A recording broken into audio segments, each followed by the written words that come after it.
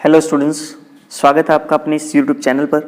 और आज हम करेंगे 12th क्लास का मैथ्स का एग्ज़ाम CBSE 2020 के अकॉर्डिंग सेट 3। और इससे पहले जो मेरी वीडियोस मैंने अपलोड की हैं उसमें आपको सेट 1 सेट 2 कंप्लीट मिल जाएंगे। सेट 1 कंप्लीट मिल जाएगा स्टूडेंट्स, और सेट 2 के वो क्वेश्चंस जो सेट 1 में नहीं थे वो वाले मिल जाएंगे ताकि आपका टाइम खराब ना हो। सेट 3 में भी हम वही क्वेश्चंस करेंगे जो क्वेश्चंस सेट 1 और सेट 2 दोनों में नहीं आए हुए हैं, ठीक है, ताकि आपका टाइम खराब ना हो स्टूडेंट्स। और सेट 1 और सेट 2 के लिंक मैं आपको सेट 3 के डिस्क्रिप्शन में नीचे दे दूंगा, तो आप वहां से जाके सेट 1 और सेट 2 को कंप्लीट सॉल्व कर सकते हो।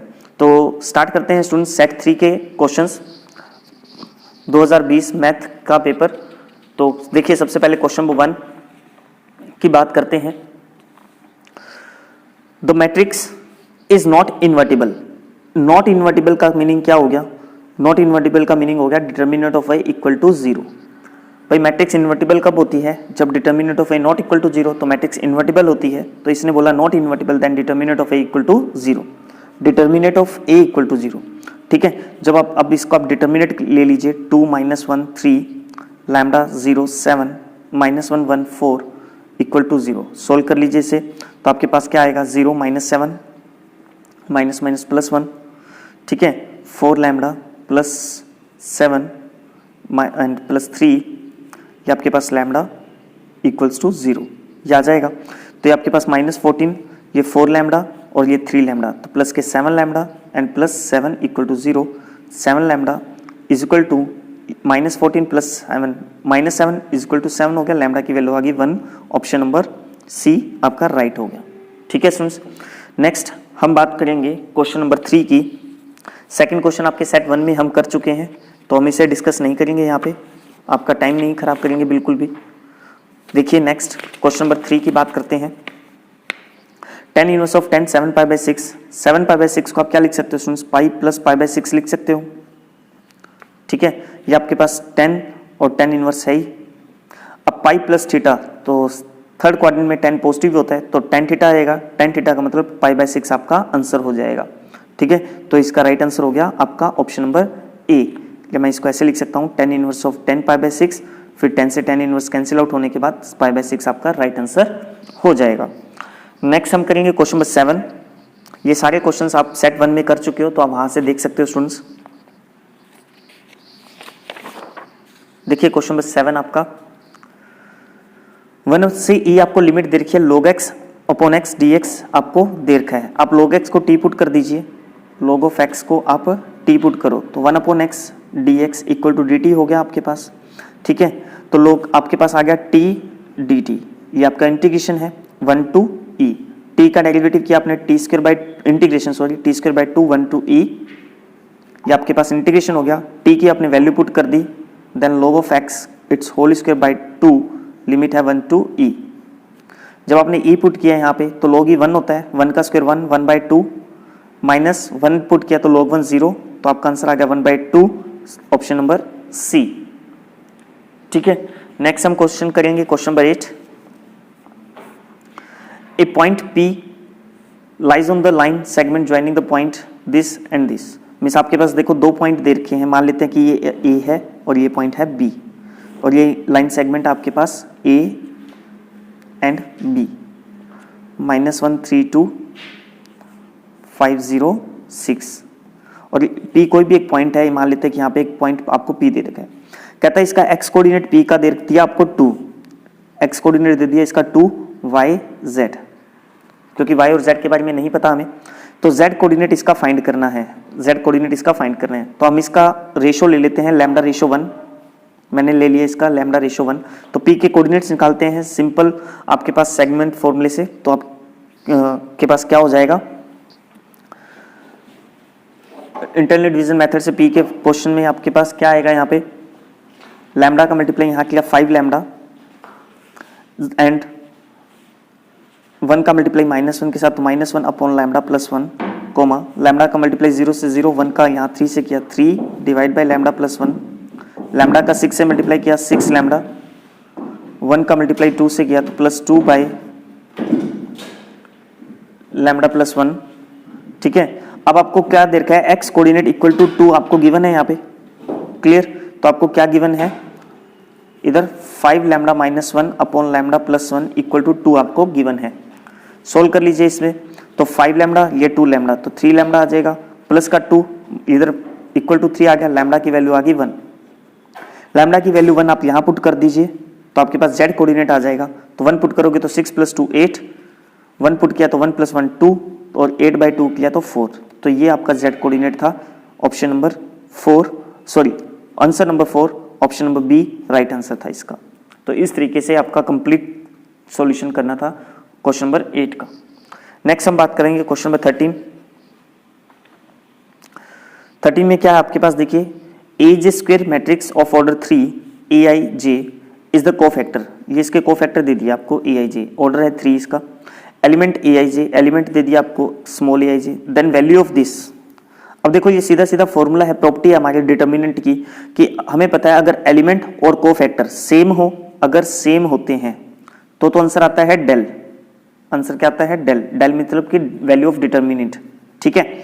और अगर डिफरेंट डिफरेंट हो, जैसे यहाँ पे देखो 2 1 1 1 अलग अलग है, 2 2 1 2 अलग अलग है, 2 3 1 3 अलग अलग है, तो आंसर क्या आएगा 0। आंसर क्या आ जाएगा 0, ठीक है। मीन्स मैं ये कह दूं कि एलिमेंट एक रो के ले लिए और कोफैक्टर एक दूसरी रो के ले लिए तो आंसर 0, या एलिमेंट एक कॉलम के और कोफैक्टर अलग कॉलम के लिए तो भी आंसर 0। नेक्स्ट इसका और वाला पार्ट और देख लीजिए, if the matrix A is both अच्छा क्वेश्चन दिया, simple logic, both symmetric and skew symmetric.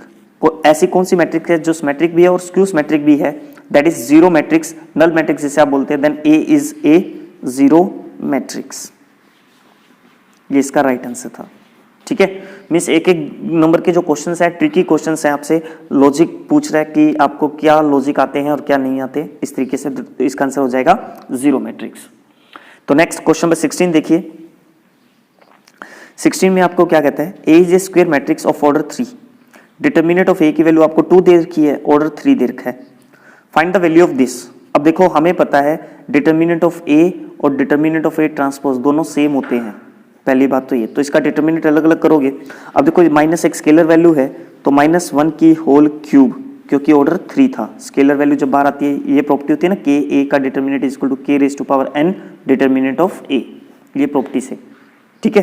तो determinant of A and determinant of A transpose value put कर दीजिए, तो -1 का cube minus determinant of A की वैल्यू 2, ए ट्रांसपोज की value भी 2, तो आपके पास ए ट्रांसपोज के डिटर्मिनेंट की वैल्यू, तो आंसर क्या हो गया -4, ये आपका राइट आंसर था। आंसर क्या हो गया -4 16 का। नेक्स्ट हम क्वेश्चन करेंगे 22 नंबर क्वेश्चन।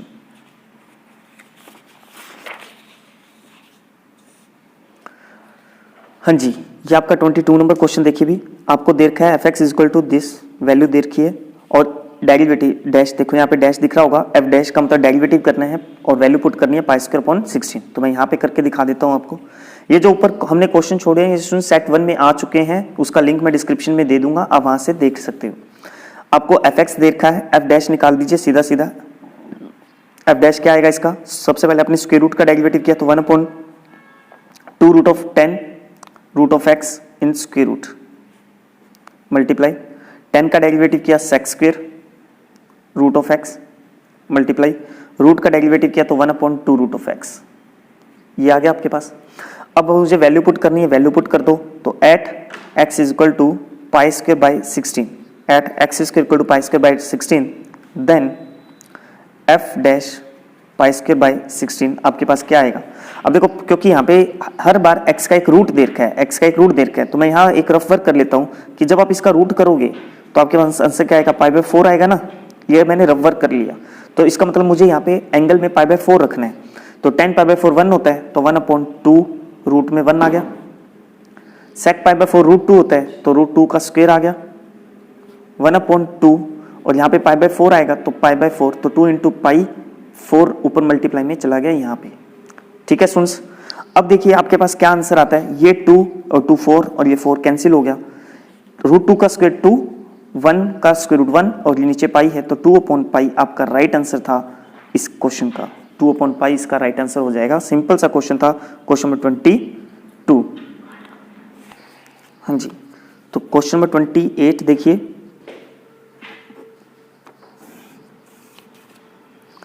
क्वेश्चन नंबर 28 आपके पास क्या है, x इज इक्वल टू, आपको ये वैल्यूज दे रखी है x की, ये y की दे रखी है, डबल डेरिवेटिव फाइंड करना है, थीटा की वैल्यू पाई बाय 3 है, तो मैं सीधा dx by d theta find कर ले।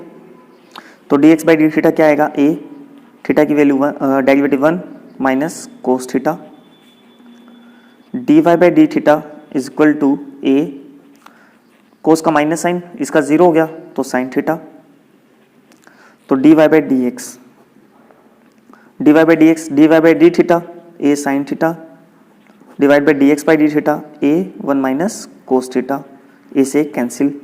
साइन थीटा का फॉर्मूला लगा दीजिए, साइन 2 थीटा का sine theta 2 sine theta by 2 cos theta by 2, 1 minus कोस होता है 2 साइन स्क्वायर थीटा बाई 2, 2 से 2 कैंसिल, साइन से साइन कैंसिल, तो कोट थीटा बाई 2 ये हो गया। मुझे डबल डेरिवेटिव फाइंड करना था, तो double derivative D square Y by D x square, cot का derivative minus cosec square theta by 2 into theta by 2 का डेरिवेटिव किया तो 1 बाई 2, ये तो हो गया। अब थीटा का डेरिवेटिव किया तो यहाँ पे आएगा D theta by D x, ये आपके पास, ठीक है। तो ये हो गया minus half cosec square theta by 2 into D theta by D x, तो यहाँ से आपके पास वैल्यू आ जाएगी D theta by D x, reverse कर दीजिए इसका, तो 1 अपॉन ए 1 माइनस कोस थीटा, ये आ गया। अब मुझे वैल्यू पुट करनी है, थीटा की वैल्यू पाई बाय 3 पुट करनी है इसमें। देखिए इस क्वेश्चन में थीटा की वैल्यू पाई बाय 3 पुट करनी है अपने को, तो at theta equal to pi by 3 d square y by d x square theta is equal to pi by 3। अब पाई बाय 3 मीन 60 डिग्री। अब देखो 60 यहाँ पुट करोगे तो 60 बाय 2 30, और कोसेक 30 की वैल्यू 2 होती है, तो माइनस 1 बाय 2, ये हो गया 2 का स्क्वायर इंटू 1 अपॉन ए 1 माइनस। अब कोस 60 की वैल्यू 1 बाई 2 होती है, तो माइनस ये 1 बाई 2, ठीक है। सुन, जब इसे सोल्व आउट किया आपने तो क्या आएगा आपके पास, माइनस 1 बाई 2 इंटू 2 की स्क्वायर 4 इंटू ये आपके पास a एंड 1 माइनस हाफ हो गया आपके पास 1 बाई 2, तो 1 हाफ से हाफ कैंसिल, तो माइनस का 4 अपॉन a आपका राइट आंसर हो गया क्वेश्चन नंबर 28 का, ठीक है। सुन, तो क्वेश्चन नंबर 28 का आपके पास क्या हो गया, राइट आंसर माइनस 4 अपॉन ए हो गया। हाँ जी, देखिए क्वेश्चन नंबर 34, हाँ जी, क्या कहता है, using integration find the area of the region enclosed by the parabola y equal to 3x square. एक तो हमें ये दे दिया y equal to 3x square parabola, एक दे दी मुझे लाइन ये वाली 3x minus y plus 6 equal to 0, ठीक है। तो क्या करेंगे, अब देखो इसका डायग्राम बनाते हैं अपने ग्राफ पे, तो किस तरीके से बन जाएगा। देखो y, अब इसको मैं क्या लिख सकता हूँ, x square equal to 1/3 y लिख सकते हैं, तो y पॉजिटिव डायरेक्शन में आपके पास कर्व पैराबोला ये बन गया, है ना।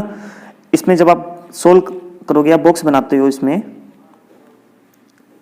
x y, x की वैल्यू 0 तो y की वैल्यू 6 हो जाएगी, और y की वैल्यू जब 0 तो x की वैल्यू 2 हो जाएगी, तो x की वैल्यू 2 यहाँ पे मान लेते हैं, ठीक है, और y की वैल्यू 6 यहाँ मान लेते हैं। तो मेरी जो लाइन बन जाएगी वो ये बन जाएगी आपकी, ये वाली लाइन बन जाएगी, ठीक है। सुन, क्लियर यहाँ पे। अब देखिए एक सेकंड में एक गलती कर दी बच्चे, वो गलती क्या कर दी, ये 6 यहाँ जाके -6 होगा और 3 से डिवाइड करेंगे तो -2, x की वैल्यू -2 आएगी, तो ये डायग्राम गलत हो गया, कोई बात नहीं, दोबारा से यहाँ बना लेते हैं अपने। हाँ जी, ये आपका पैराबोला, ठीक है, ये -2, वो छोटी सी गलती होगी, 6 को राइट साइड में भी लेके जाना था, ये 6 आपके पास, ठीक है, तो ये आपके पास डायग्राम बन जाएगा, ये 6। आप भी ध्यान रखना, बस गलती आप मत करना। हाँ जी, अब देखिए, अब क्या क्वेश्चन क्या कहता है, area enclosed by this, enclosed by this means इन दोनों से शेडेड एरिया, ये वाला पोर्शन आपका शेडेड एरिया बन गया, ठीक है। तो इसकी लिमिट क्या बनेगी, एक ये वाला पॉइंट और एक ये वाला पॉइंट, मुझे इन दोनों, ये 2 पॉइंट चाहिए, तो पहले आप इन दोनों पॉइंट्स को सोल्व करो, ठीक है। यहाँ पे y की वैल्यू पुट कर दो, this is equation first, this is equation second, तो y की वैल्यू यहाँ पुट कर दो आप, तो 3x minus 3x² plus 6 equal to 0। जब यहाँ से सोल्व आउट करोगे -3 से डिवाइड कर दो, तो -3 से डिवाइड करोगे तो माइनस का x प्लस का x² माइनस के 2 equal to 0, x² minus x minus 2 equal to 0। ठीक है, तो यहाँ से आपके पास x की दो वैल्यूज आ जाएगी, x equal to -1 and x equal to 2। जब आप इसे सोल्व करोगे तो आपके पास दो वैल्यूज आ जाएंगी। ठीक है स्टूडेंट्स, अब देखिए यहाँ पे क्या करना है, इधर अपने को ये आपके पास एक लिमिट होगी -1 और एक ये लिमिट होगी हमारे पास 2। तो मेरे पास रिक्वायर्ड एरिया क्या हो गया, required area equals to limit बन गई मेरी -1 से 2, -1 से 2। अबव क्या में क्या है लाइन, तो y लाइन माइनस, और लोअर में क्या है y पैराबोला या y कर्व लिख सकते हैं हम, एंड dx। ठीक है स्टूडेंट्स, तो -1/2 y लाइन। अब y लाइन में आपके पास देखिए क्या है, लाइन में ये वाली, यहां से y की वैल्यू क्या आएगी 3x प्लस 6 माइनस कर्व से y की वैल्यू क्या है 3x² एंड dx। इंटीग्रेशन करोगे तो 3x²/2 plus 6x minus 3x³ 3 से 3 कैंसिल, लिमिट है -1 से 2। लिमिट पुट कर दीजिए स्टूडेंट्स, आपने 2 पुट किया यहाँ पे, 2 की square 4, 4/2 2, 2 into 3 6 plus 6 into 2 12 minus 2 की क्यूब 8 माइनस -1 पुट करोगे तो -1 की स्क्वायर प्लस 3/2 -6 यहाँ से, एंड -1 पुट किया तो -1 और माइनस +1, ये आपके पास बन गया। ठीक है, इसे सोल्व कर लीजिए आप। जब इसे सोल्व आउट करोगे तो आपके पास क्या बन जाएगा स्टूडेंट्स, 12 और 6 18 माइनस 8 10 माइनस, ये आपके पास बन गया 3/2 माइनस का -6 +1 -5 प्लस 5 15 माइनस 3/2 30 माइनस 3 27/2 27/2 आपका राइट आंसर था क्वेश्चन नंबर 34 का। ठीक है स्टूडेंट्स, तो आपको देख लो क्वेश्चन दिखाई दे रहा होगा ऊपर, ये लीजिए तो क्वेश्चन और उसके साथ कंप्लीट आंसर। तो ये थे स्टूडेंट्स हमारे पास 2020 सीबीएसई का जो मैथ का एग्जाम था उसका सेट 3 के अकॉर्डिंग पेपर, और सेट 3 के वो क्वेश्चंस थे जो सेट 1 में और सेट 2 में नहीं पूछे गए थे। तो और इससे पहले हमने जो वीडियोस की हैं या हमने जो क्वेश्चंस किए हैं वो सेट 1 और सेट 2 का लिंक मैं आपको डिस्क्रिप्शन में दे दूंगा, आप वहाँ से सेट 1 2 को कंप्लीट सोल्व कर सकते हो। ठीक है स्टूडेंट्स, तो आज इस वीडियो के साथ हमारा सीबीएसई 2020 का पेपर कंप्लीट हो गया। Okay students, thank you for your support. Please like subscribe share जरूर करते रहिए और अपने फ्रेंड्स के साथ शेयर 100% कीजिए ताकि उनको भी इस वीडियोस का बेनिफिट मिल सके। Thank you students.